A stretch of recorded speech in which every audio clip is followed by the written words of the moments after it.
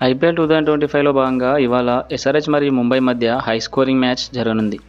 Last మ్యాచ్లో ఓటమితో ముంబై మీద revenge కోసం ఎస్ఆర్హెచ్ కసిగా ఎదురుచూస్తుంది. వాంకడలో స్లో పిచ్ మీద బోల్తా పడిన ఎస్ఆర్హెచ్ ఉప్పల్లో సునామీకి రెడీగా ఉంది. సో ఈ మ్యాచ్లో హై స్కోరింగ్ మ్యాచ్ జరగడం పక్కానే. ఈ గ్రౌండ్లో టాస్ గెలిచిన టీం బౌలింగ్ని తీసుకుంటుంది.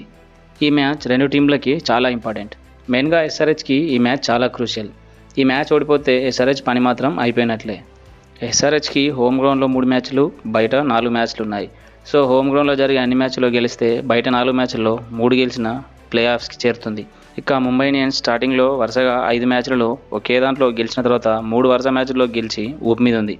ఇక Sunrisers Hyderabad Mumbai stats పరంగా చూస్తే మొత్తం 24 మ్యాచ్ల్లో ఎస్ఆర్హెచ్ 10 మ్యాచ్ల్లో గెలవగా ముంబై 4 మ్యాచ్ల్లో గెలిచింది. బట్ రికార్డ్స్ పరంగా కాకుండా ఇప్పుడు ఎవరు బాగా ఆడితే వారే గెలుస్తారు. ఈ మ్యాచ్లో రెండు టీంలు రెచ్చిపోతే 500+ స్కోర్ చేయడం పక్కా. ఉప్పల్లో ఎస్ఆర్హెచ్ 9 మ్యాచ్ల్లో 5 మ్యాచ్ల్లో ముంబై మీద గెలిచి 4 మ్యాచ్ల్లో ఓడిపోయింది. సో ఈ మ్యాచ్లో ఫైట్ అదిరిపోతుంది. ఎస్ఆర్హెచ్ బ్యాటింగ్లో మరోసారి టాప్ ఆర్డర్ రాణిస్తే ఈజీగా గెలుస్తుంది. అభిషేక్ హెడ్ మంచి స్టార్ట్ అందిస్తే ఎస్ఆర్హెచ్ గెలవడం అంత కష్టమేం కాదు.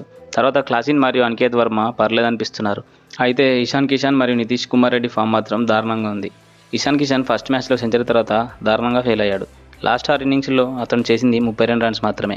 ఇక నితీష్ కుమార్ రెడ్డి తన స్థాయికి తగిన పర్ఫార్మెన్స్ అందించడం లేదు. ఇక బౌలింగ్లో మాత్రం ఎస్ఆర్హెచ్ ఈ ఐపీఎల్ సీజన్లోనే చాలా చెత్తగా ఉంది.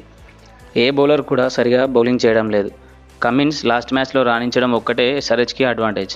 ఇక వరల్డ్ బెస్ట్ బౌలర్ అయిన షమి మాత్రం బౌలింగ్లో తేలిపోతున్నాడు. ఇక స్పిన్లో కూడా ఏమాత్రం చెప్పుకోదగ్గ పర్ఫార్మెన్స్ అందించడం లేదు.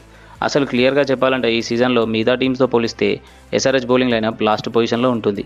చూద్దాం ఉప్పల్లో ఈ మ్యాచ్లో ఎంఐని కంట్రోల్ చేస్తుందా లేదా పరుగులిస్తారా అని.